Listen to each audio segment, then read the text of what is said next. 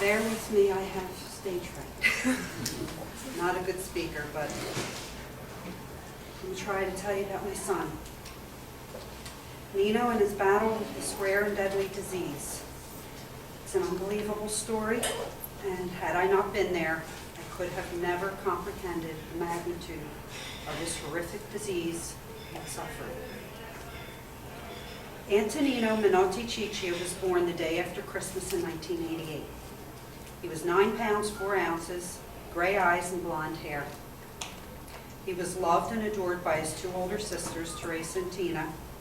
He was their baby bear. Nino's father and I divorced while Nino was very young, so he spent his life growing up between the 2 families that loved him dearly. As we both remarried, he gained 2 stepbrothers and 2 more families that truly loved him.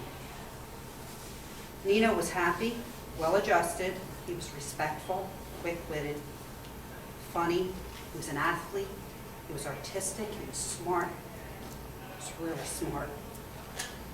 He played pool, he played high school football, he was an advanced scuba diver, he boxed in a ring, and he was pretty good at it. He valued his exercise routines. He ate healthy, drank water instead of soda, and he limited sweets. He liked to sketch people, cartoons, flowers, and crosses. He wrote poetry, relevant poetry. He started writing computer programs very early in high school. Just before his senior year, he began to have stomach issues. He progressively got worse. He spent most of the year in the hospital with a diagnosis of Crohn's. There were some complications, but he recovered. He regained his weight, went back to a healthy exercise routine and diet. He enrolled in college and got a job with educational testing services. He became the go-to guy for program issues in multiple departments at work. With the encouragement of his supervisors, he began testing into the Mensa Society. April 1st, 2010 was both April Fool's Day and Holy Thursday. Nino went to work, he took his online course, and he was a little tired, so he decided just to jump rope instead of his regular daily routine. Something felt wrong. He was becoming short of breath, and his heart was beating oddly.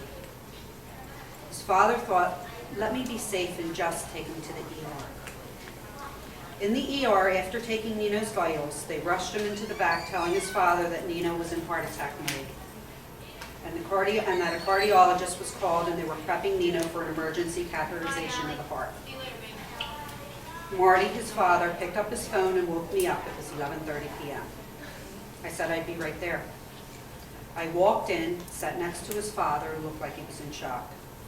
The doctor almost immediately came out and he said to us, Nino's heart is at 10% capacity. I inserted a balloon pump to keep it working. I consulted with the hospital, the University of Pennsylvania. They're sending a chopper right now. Quite frankly, we do not have the capacity to handle this, and I believe if I admit him, he will not make it through the weekend. There's a heart failure, heart transplant team waiting. Do you need directions? We didn't know what an EF was then. We drove in silence to the hospital, HOP, and we called the family and waited for news. Doctor came in and she introduced herself as Esther, and she told us Nino was very sick, and he would probably need surgery in the next 12 hours to save his life. He remained stable but critical. Early on April 4th, 2010, my son began to fail. It was Easter morning. They needed to perform open heart and bypass the left side of his heart with an LVAD. While prepping Nino for the surgery, Dr. Morris looked at Nino and he said, Nino, I see you were born the day after Christmas. It's Easter Sunday, and you're about to have life-saving surgery. What do you think about that? My son said, I think I'm being resurrected. 2 days later, the pathology samples of Nino's heart came back with a diagnosis, giant cell myocarditis. We were told he would need another surgery for an RVAD before the weekend, and he needed a transplant right away. He was fast-tracked and put to the top of our region's transplant list. Thursday, April 8th, 2010, just 4 days after the first open heart, Nino was taken back into surgery for another to implant the RVAD. My son was on total life support. His transplant status was changed to pause until he was strong enough to survive another surgery. The next 14 days were plagued with complications, blood transfusions, internal bleeding, renal failure, and multiple smaller procedures. Early in the morning on the 15th day, April 23rd, 2010, Nino crashed. He went into respiratory failure. The surgeon was called in again. They rushed him into surgery for yet another open heart to save his life, the third in 19 days. When the surgeon came in to talk to us some 7 hours plus later, he looked exhausted. He said he left Nino's chest open and covered it with a cellophane. Nino was too swollen to close. The doctor said he wanted all the parents to go home, all four of us, and let the sisters and brother-in-law stay. Take a sleeping pill if you need, and get some rest. We have some tough decisions to make this weekend. It was 10:30 p.m. on Friday. Reluctantly, I left in tears, exhausted to a level I didn't even know was possible. I thought about standing in front of a bus in hopes that my son would get my heart. I wished it a possibility, and I really doubted my deep-seated faith. Once we got home, a call came in. It was 12:15. Michelle? Yes?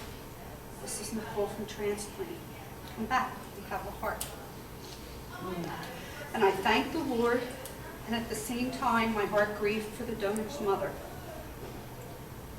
Recovery was difficult and slow, but Nino started to get stronger.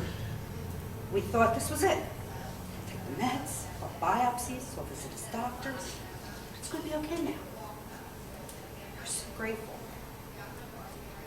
Soon Nino began to complain about pain in his left arm, nerve-like pain. The pain progressed 24 hours a day, getting worse incrementally. 6 months later, Nino went into heart failure due to cellular rejection. He was intubated and sedated.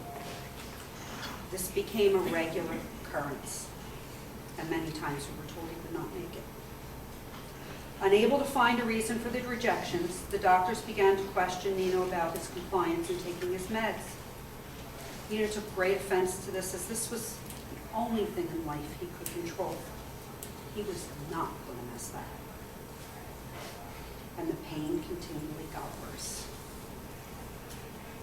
Additional testing revealed myelin sheath loss and a possible diagnosis of RSD, a degenerative nerve disorder that causes chronic and debilitating pain. Then another rejection, this time humoral, antibody-mediated, and giant cells are seen in the biopsy. Oncology was brought in for an experimental treatment to suppress his immune system. Nino underwent plasmapheresis and multiple rounds of 3 types of chemotherapy, IV steroids, thymoglobulin, to trick his body into not producing any more beta T cells. This was in addition to a myriad of heart medications. At this point, Nino had a diagnosis of congestive heart failure, renal failure, humoral rejection, return of giant cell, RSD, chronic pain, PTSD, and depression. Nino took these treatments until September of 2012. He began to see a psychologist for his PTSD. When Nino couldn't get to the office, Dr. Primeri came to our home. In October, Nino had visibly deteriorated. He rarely spoke. He sat on the front porch for hours every day holding his dog. He stared into the yard and hung his head. He began to fall regularly. His feet were covered with warts, making every step painful. We later found out he confided in his psychologist that he knew he was dying, and he was tired. The last week of November, he was hospitalized. He was deteriorating too quickly. His stay was about 10 days. He came home and had a follow-up in a few days and was admitted during the follow-up. He had end-stage kidney failure and end-stage heart failure. He had ventricular tachycardia, and the medication was not effective in controlling it any longer. The doctor discussed hospice with me after talking with Nino privately.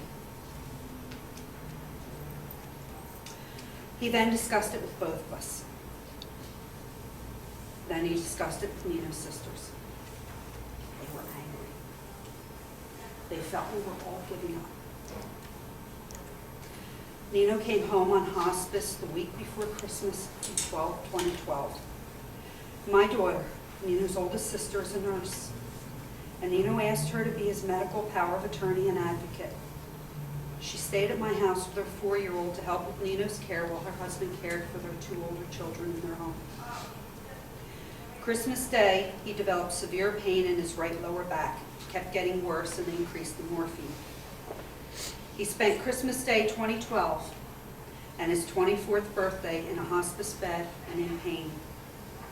New Year's Day 2013, Nino's pain was so bad and different from heart failure and kidney failure, his sister took him to the ER. He was admitted and diagnosed with shingles, inside and out, and a rare opportunistic infection, staph infection. While in the hospital, he would ask me to pick him up.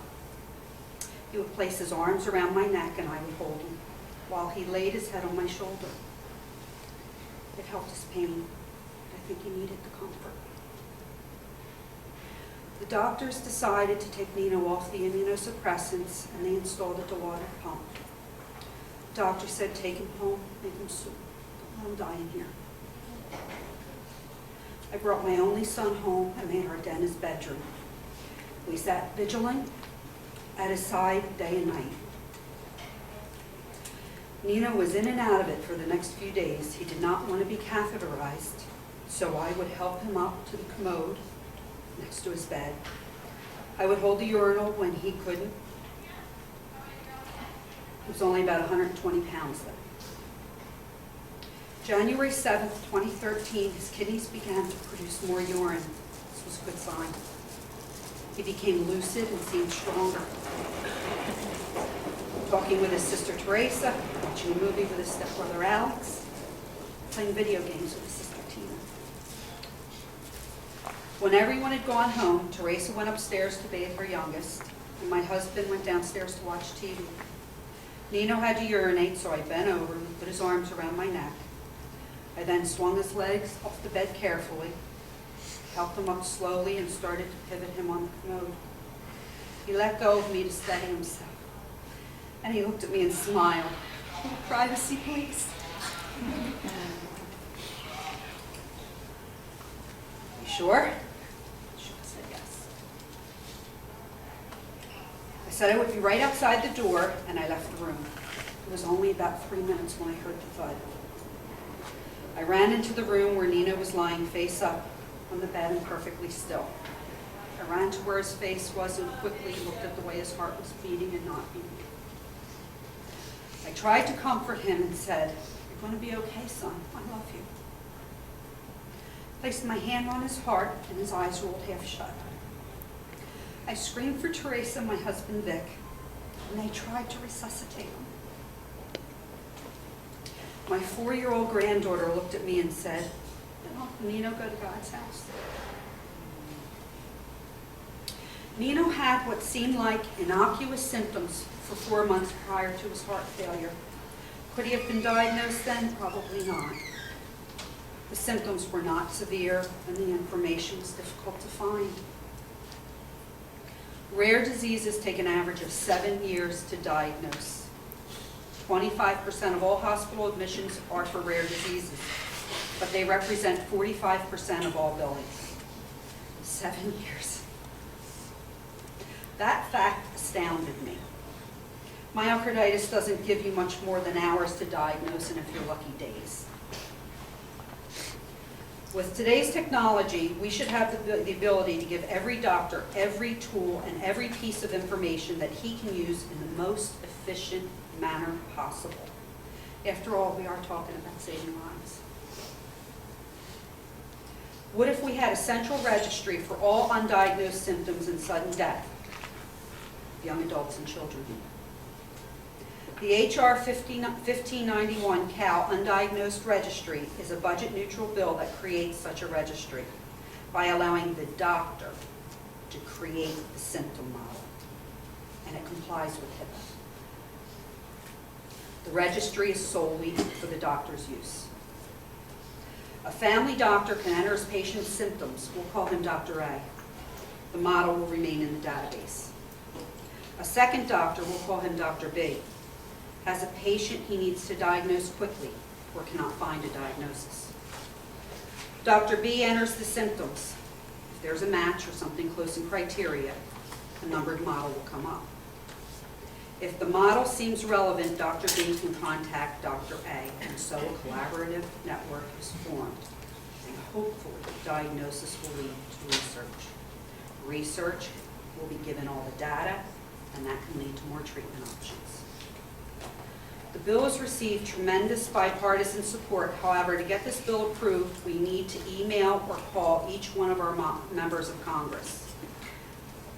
I believe Candace and Lindsay have set up a laptop, so anybody interested can do that today. Please ask everybody you know to do the same.